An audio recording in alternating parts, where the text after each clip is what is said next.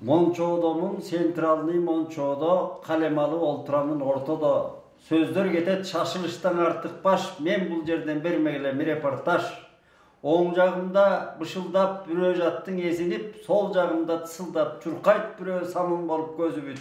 Ана төрдө бирөө ичиркенип алды да кошунасын карап койду жекирип. Анан бирөө чылап чым колго кармаган, көптөн бери таанышындай алмаган бир топ эле сөздөр айтты чечилип. Ал сөздөрдү кантип айтам бул жерде деги мени койгулачы кечирип деп. Мен студент кезде окугам ушул пародияңызды. Ошол Нурпай Жаркынбаев акынга жазган пародияңыз болуу керек эле.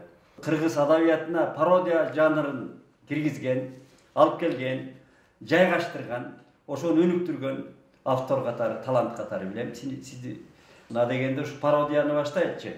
Пародия деген эми жанр бул юмор аралашкан баары билет.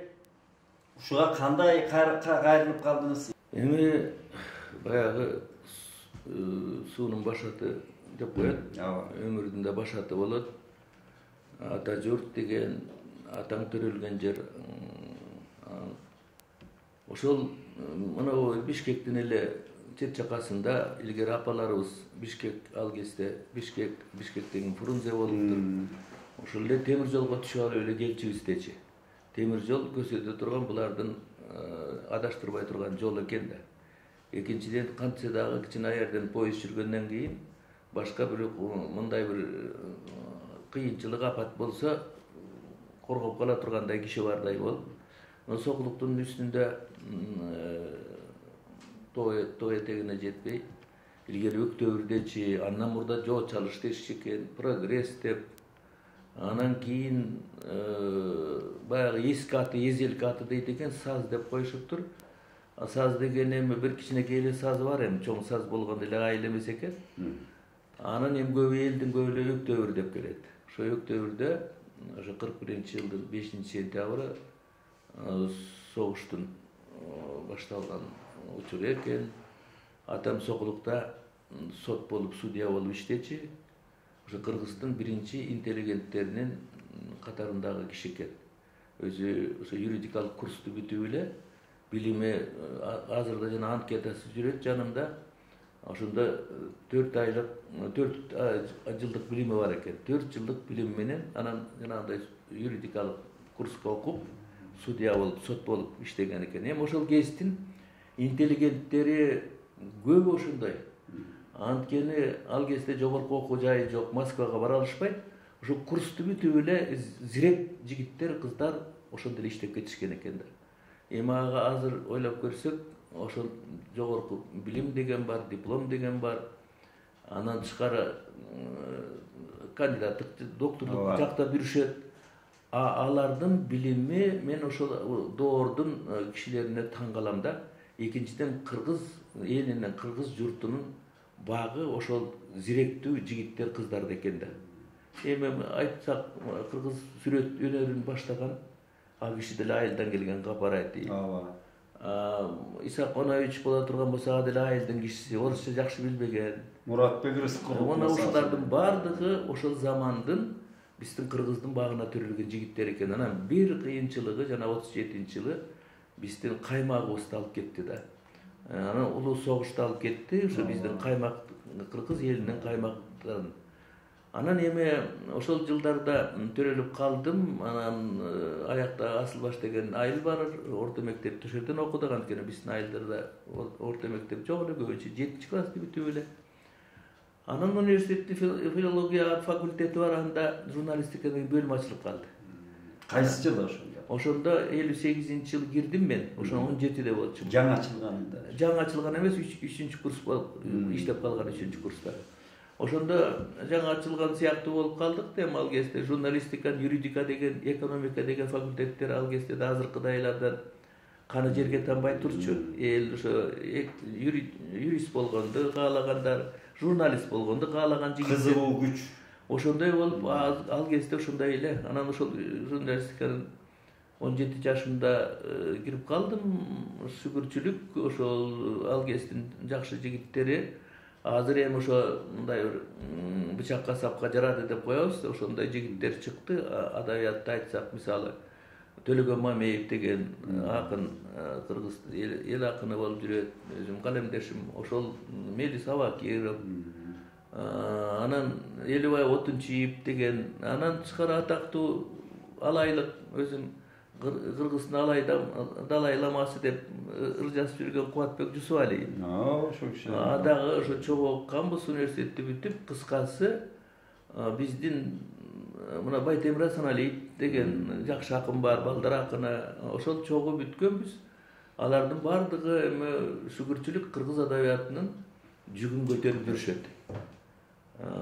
Ошондой болду өмүр. Анан эми адабиятка баягы биринчи ырларыбыз дөмбүл ырлар, үйлөнчүк ырлар, бирөөнү туураган ырлар болуп жүрдү. Анан жүрө баягы такшалуу деген башталат экен. Бирөөдөн анын үстүнө университетте эле, Кыргыз университети, мен азыр коем, Адабият институту, Москвадагы Горький атынын Адабият институтунда эле кызмат кылды. Кыргыз филологиясы, журналистикасы. Анткени көп акын жазуучулар адабияттын азыр кыргыз адабиятынын жүгүн көтөрүп жүргөндөрдүн далайы ушул Кыргыз университетине өткөндөр.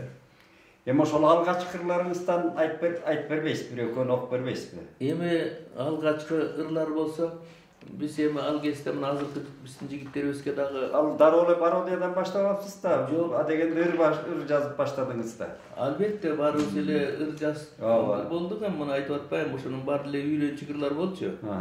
Анан эми тиги ошол кезде жана пародия дегендин бир эмес жагы эме деп койчу элек, юмор, сатира деген ошого да кичине менин ыгым бар экен. Анан ошол мынабу ошо биз университет жаңы бүткөн жылдарда жаштык сапар деген жыйнак чыгып калды. Алманах деп койчу. Алманах деп койчу. Мындайлар көп эле чыгып жүрдү. Далайлар, себеби Дүбүрт деген чыкты. Жаш калем деген ошолор көп чыкчу, азыр деле чыгып аткан экен.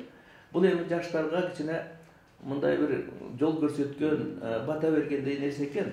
Байдагыбыз ошол жаштарга көп бата берди. Ошо жаштык сапар деген ошо менин баягы алгачкы тырмагалдым сыяктуу болот. Эми өзүмдүн китебим болбосо дагы далай акындар монтип сүрөтүбүз менен чыкканбыз. Ошондо менин мындай бир ырым бар экен, ошол кезде 17-18-деги ырым окшойт. Бирөө мени жаман көрөр, аны жаман көрбөймүн. Бирөө мени жакшы көрөр, аны дос деп бөлбөймүн. Бөлгөн жандар бөлө берсин, эл жаратат бактымды, экөө тең дос көрө билген жаман менен жакшымды деп. Ошентип өзүмдүн көңүлүмдөгү бир өз түшүнүгүмдөгү ыр экен.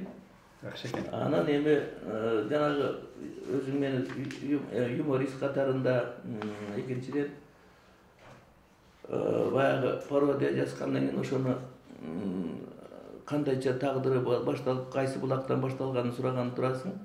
Эми ошол кезде эле мен кичине юморго, эми адабиятка кызыккан кишиде юмор деле, анан жаңы махабат бүрүн ачкан махабат ырларын эле баягы эптеп мындай чүргөп жазган ырлар толтур экен. Аларды эми жыйнакка деле берилбей калды, кээleri берилди. Анан эми ошол кездеги жана юмор сыяктуу болгон нерсени эсепте келип атат. Бир түшүндүм деген ырым бар. Кана Менин көрүп караанымды жетип келдиң күйүгүп, колду кысып, көп калымды сурай бердиң ийилип. Бирок туйдум сурабай мен ал жайыңды бөтөнчө, жаман шымдын чөнтөгүнөн мойнун созот бөтөлкө деп. Эми бу дагы сиз ошондо эле ачык жазып коюпсуз го бирок. Ошондо да бул юмор сыяктуу нерсе экен, эми ушундай болуп калды. Бөтөлкөң шарапта. Шарабы болобу, арагы болобу айтор кыскасы. Анан эми пародияны ошо ал эсте андан кийинкиде ошо пародия жанрын эми мен анча деле тирмип аракет кылган эмес элем, бирок кандайдыр бир даражада кичине кашка чымыным бар окшойт да пародияга ылайык. Ошондо кыргыз акындарына жазчу эле пародия. Пародия дегенибиз мен баштаган кезде пародия деп эпиграмма сыяктуу болду го, эми пародиядан дагы Мединдин жанагы адабий парад дегени ошол мага катуу таасир эткен. Анткени ошол адабий портреттер болчу да. Ар бир акындын улгайып калганы болобу, аялы болобу, баарына бир өзүнүн портретин тарткан. Bu dagы эми пародия деп аталбайт, ал эми эпиграмма сыяктуу болуп эсептелет. Эми илгери деле Пушкин көп жазчу экен, Воронцовго тигиндей мындай дегендер. Анан эми ошол мен деле ошол Омокемдин анда дүңгүрөп чыгып турган кези Омар Султановдун. Ошондо ал кишинин бир мындай бир ыры бар экен Омокемдин. Эзелтен акындардын баары ырдашты, сүйдүк деп айдай сулуу карындашты, ай демес, күн дагы эмес, жылдыз демес, колума бирөө тийип багындашты деп. Анан ушуларына кичине мындай тийишким келип, Дүйрүңүз кысылды да. жазган пародиям ушул, эми ошо биринчи пародиям десем болот да, ошо мындан бир 30 жашымда жазылды окшойт бул. Наваи Саади менен Омар Хайям издешип сөздүн гүлүн сүйгөнүнө, күн түнү ашыгырын ырдашыптыр, суктанып айдайына күндөйүнө, мен болсо туурабастан ошолорду сүйүндүм, эптеп колго тийгенине. Деген ошо биринчи пародиям деп койсом болот. Ошондон кийин эми пародия жанры кичине тирмейип отуруп көбүрөөк жазылып кетти. Анан мен өзүм пародия жанрына ошол ык койгонумда Салижан аганын ошол кезде жанагы дарбыстан дарбаган сөз деген пародиясы чыгып калды. Ошол кезде чыктыбы? Кийинирээк чыгып калды, бирок ошого мен анчалык катуу кызыгуум баштап электе ошол кишиники чыгып калып, мен таң калдым. Анткени ошондон билдим да пародиянын эки түрү бар өзү чындап келгенде. Бирөө Салижан агага окшоп орустун бир Архангельский деген акыны жашаган илгери, 20-жылдарда. Ошол кишиники мындай да орустарда бир ыр бар, изелден келген. 1, 2, 3, 4, 5 вышел зайчик погулять деп. Ошол ырды эле улам эле өзгөртүп эле, бир акындын ырын алып алып эле ошого байланып эле, коёнго байланыштырып эле улай берет. Анан ошонусу да бир күлкүлүү болчу да. Анан кийин Салижан ага өзү билимдүү киши, адабияттын эң чордонунда жүргөн киши, ал киши жана дарбыстан дарбаган сөз дегенди өзүнчө бир цикл кылды. Ар кайсы манередagi акындар бар. Анысы жана Кыргыздын илгертен келген сөзү бар. Адагы ырдалып жүрбөйбү? Бир коом бир дарбыз, бир күн кечке ырдайбыз деп. Эми аны миллионго чейин ырдай берсе да болот. Мына ошол сыяктуу болуп, ушу дарбыстан дарбаган сөз дегенде бул киши ошол менен эле ошол стилин туурап, манерасын туурап укмуш эле болду. Эми айталык Байдыл агабыздын стилин туураганда ал кишиники дагы бир укмуштай өзүнчө стили бар. Какшыгы, шылгыны, тиги образы автордун. Анан тиги Сүйүнбай Эралиевдики өзүнчө. Сооронбай Жусуповдуку дагы өзүнчө. Анан Насикемдики андан бетер. Насырдын Байтемиров.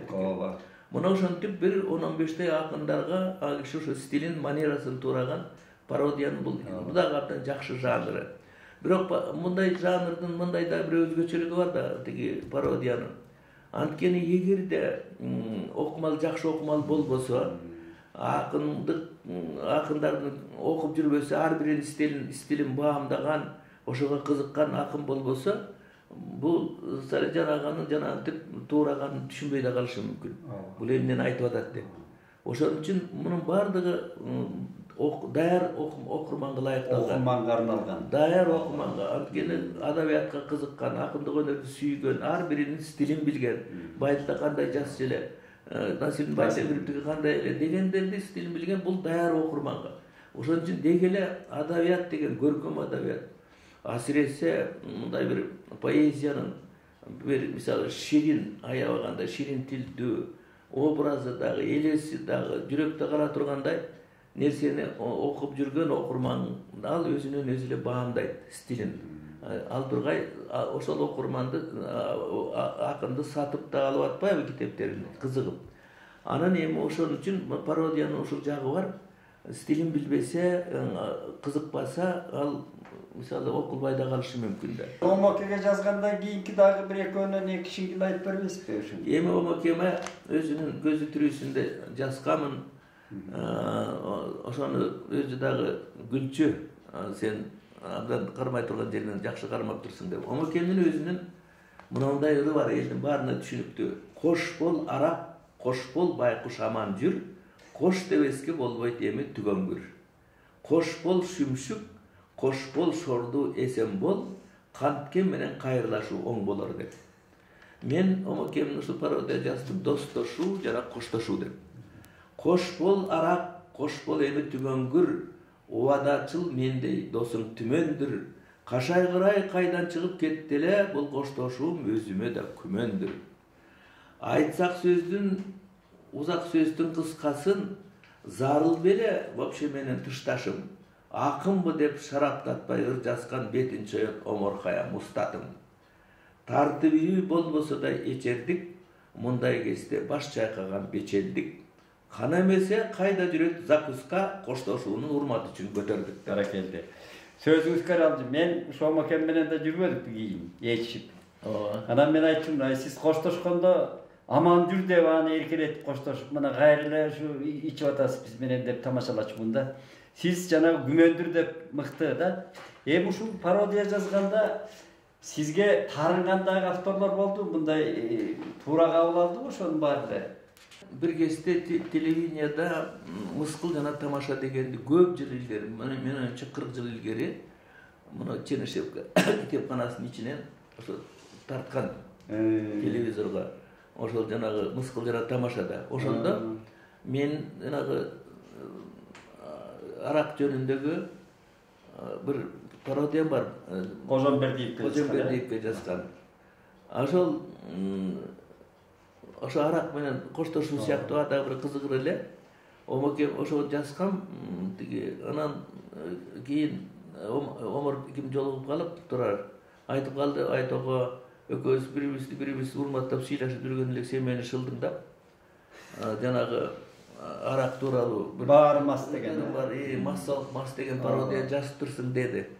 Анан кийин мен күлдүм, эми сен чоң акынсың. Анан адабиятты мен сага түшүндүрбөйм, билесиң. Кыргызда буруу сөз күлгөнгө жакшы деген бар. Мен ошо бир эле буруу сөздү айтканмын. Десем айта, анда мен туура эмес түшүндүрүшүптүр. Бирөөлөр кичине айтып турду, сени шылдыңдаптыр, антип ментиптир. Үйлөгөн экен, от үйлөгөн. Андан башка акындарга үстүнө мен аракет кылам эми. Тиги чучугуна жеткирбегенге, арыдан бери болгонго, анан бирөөлөр тамашалап калышат, ай сен кебес менен муустайт экенсиң деп. Анан эми чындап келгенде ошондой болуш керек да. Юмордун өзүндө деле ошондой болуш керек. Анан эми ким андай азыраймы, анын үстүнө мен жаш акындарга жазган жокмун. Жаш акындар кантсе дагы тажрыйба ала элек, анчалык калыптана элек. Анагы такшалып калган акындарга жазып жүрөм, аларга жүк көтөргөндөр, алар дейт мени да жакшы түшүнөт. Анан эми мына акындарыбыз өзүбүз кызык эл болобуз да. Кыргыздын акыны болуп туруп эле ырларыбызга орусча эле сөздөрдү аралаштырып эле жиберебиз. Ал Байдикемде да бар болчу, сөздүк ичине бир чыктуу болуш үчүн, таасирдүү болуш үчүн орусча сөздөрдү аралаштырып жиберчи. Анан эми Ташма Тарыков деген кыргыздын бир жакшы акыны бар болчу, көз өтүп кетти. Ошол жана орус тилине байланыштуу ал кишинин мындай бир ыры бар болчу. Кеч болсо да алаолонттуң денеме, кеч болсо да мендик болдуң сенеме, эске түштү улуу орус элинин лучше поздно, чем никогда дегени. Деген ыры бар. Бап келтирген экен. Анан мен атын койдум аргын түлдүү арманым деп. Ырлар жазсам тарта берип көп тозок, Юдахинин сөздүгүнө окшошот. Ойлоп коем, улуу орус болбосо, калмак экен сапожник без сапог. Кеп кеңешин укпай жүрүп эч кимдин, кежирлердин кесепетин кеч билдим. Бышкырбастан мурунума жараша, шея барда камытнайду дептирмин. Кыйын дечи көп кыздардан кагуу жеш, бирок уят түштөн кийин абы деш. Кой таке деп дарай жолу өзүмдү, токтотчумун насильно не будиш. Көптү көрүп, көптү үйрөнүп бучакта, сүйгөнүмдү араң илдим тузакка. Билбей турам кыргыз кантып айтчу эле, орусчасы на ошибках учатса. Шашмалыктан жүрөк көптөн кургалды, чач сексейип өмүрмүнтө улгайды. Мен куруюн эми гана түшүндүм, тихо едиш, дальше будешь Трубаева. Эми ушундай пародияныкы өзү дагы бул киши баладай болгон жакшы бир жүрөк ачык киши эле. Эми айтып атпайбы шартылдаган ырларында да бир топ өзүнө тиешелүү жакшы сапаттары бар болчу. Дала акындарыбыздын көзү өтүп кетти. Анан эми юморго, сатирага, пародияга келип, мен пародия боюнча өзүнчө да китеп чыгардым, айтып атпайбы. Ал боюнча узак сөз айтса болот. Ал жөнүндө да жолугушууларда да айтылып жүрөт. Анан кийин бул юмор деген, куудулдук өнөр деген, тамаша деген бизде атам замандан кыргыз баласына жашап келген өнөр. Аны баягы жанрын эле пародия деп, эпиграмма деп, анан юмор деп атпасак, чындап келгенде.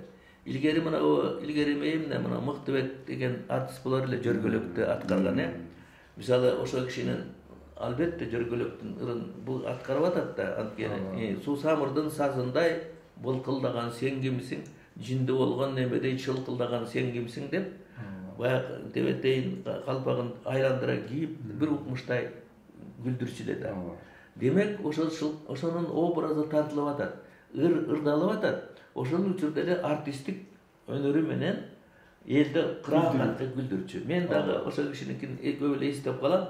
Эми ошондой өтө мындай куудулдугу жакшы артисттер дагы экранда чыгыш керек эле да, ошол кичине азайып атабы деп. Экинчиден дагы бир эстей турганым мынау атактуу Шекербек Шеркулов деген баягы Комуз жүрөк толкуйт деген бир керемет күнүн автору. Ошо кишини айтышчы, ал кишинин көзү өтүп кеткенде көп болду. Бул киши аябай куудул киши экен деп. Ошо юморист дегендей да, куудул деп. Анан кийин бир жолу кызык болуптур. А киши баягы артисттердин бригадасын жетектеп, 4-5 артисттерди, анан булар жер кыдырып кетчү эмес беле, айыл-айылдан кыдырышып. Анан булар Шекербек Шеркулов бригадир болуп, 4 артисти алыска акталасы болобу, ат башчысы болобу кетишиптир жайдын толугун. Гастролдо. Анан баргандан башкарма тосуп алат, аябагандай сонун концертти берет. Анан башкарма үйүнө сыйлап отуруп айтат экен. Бул жолкусунда жанагы атактуу ырчы кызыбыз бар болчу. Азыр эстеп көрөм атын. Шайлоо Мукашева деген. Аябай жакшы ырчы болчу. Эли көрсөтүп калат. Анан ал киши ошо жанагы 4 кишинин бири ошол киши экен, Шайлоо Мукашева экен. Анан башкарма айтыптыр, айынан жакшы, мына кызыбыз тап келгениң жакшы болуптур деп. Ошо менен концерт болот. Болуп анан кийинки жылы дагы Шекербек Шеркулов ошо дагы 4 артисти ошо жака жана айылда колхозго барып калат. Барып калгандан кийин эле буларды баягы башкарма таанып, анан айтат, апей бул жолкусунда тиги кызыбыз жок турбайбы? Өткөндө бир кызыбыз бар эле, кызыңар жок десе анда айтат дейт. Шакеманды Шайлоо барбай калган экен, өңкөйдө 4 эркек барган экен. Анан айтат дейт, ал тиги бүгүн кызыбыз жок болгон менен Иманкулов чалагыз тап келдик. Өткөндө нактагыз болчу, мында азыр чалагыз келдик. Анан эми карабайсың, ошо чалагыз деп, чалагыз Иманкуловду тамаша кылып атат. Мына ошо окшогон юморлор эл ичинде жашайт, асыресе артисттердин өнөрү, ошондой кызык окуялар, мына эстебес турсунар ыйттай албагандай сонун окуяларды айтчы. Токтосун байкем, мына пародия деген жанр чын эле биздин ата-бабадан келаткан ошол баягы күлкү өмүрдүн мүлкү деген. Ооба. Муну талбай биздин адабий кыртышка орноттуңуз. Чоң китеп чыгардыңыз. Эми кийинки мына жаштарда көп жазбайм деп атпайсызбы? Азыр дагы ичине жазып коесузбу? Мындай азыр деле колдончу элек да калем. Эми соңкуларынан. Албетте, анан бирок айтып атпаймынбы? Эми азыр алаксый турган, куракта келгенден кийин алаксый турганда башка иштерди толтуруп атат. Анын үстүнө Байчеги журналын жетектеп жүргөндөн кийин мунун жоопкерчилиги бар. Анан балдар адабияты деген дагы өзү оңой дүйнө эмес. Анткени балдар деген балдардын тили менен, балдардын түшүнүгү менен, экинчиден баягы биздин бала кездегидей, бизден мурдагылардын да бала кезиндегидей каргалар канаты менен жорголор деп ким айтат? Жортуп жүргөн бөрү айтат. Же болбой турган болсо тиги торпогум өлүп калат деп мына ошондон коркомун деген ырлар заманында классикалык үлгүдө болуп, аны мен адабиятты өнүктүрүштү. Бирок азыр балдар адабияты балдарыбыз буга көп көңүл бурбайт, түшүнбөйт мындай ырларды, классикалык ырлар болсо да. Ошон үчүн азыр биздин балдар адабиятына көп кыйынчылык түштү. Анткени интернет менен алышып калган балдар, гаджет менен алышып калган балдар көбөйдү. Мына биздин эле неберелерибиз ошонун эле бөлүнө албай эле, ажыраша албай эле турат ошо менен. Sözümüz karalcı uşu yerden anda ulay verelim. Mınavu Bayçeçekey jurnalda 45. yıl kısım belgilediniz he bu yıl. 45 yıl. 45 yıl oldu. Eğer uşuğa özünüz aytıp жүрөсүz. Mınavu okurman jalp okurman barın diye vermeydi. Siz oşul Bayçeçekey jurnalın kanday başkarıp kaldınız sözü. Kanday uyuşturup oşul yönde bir malımda koyuyoruz belge.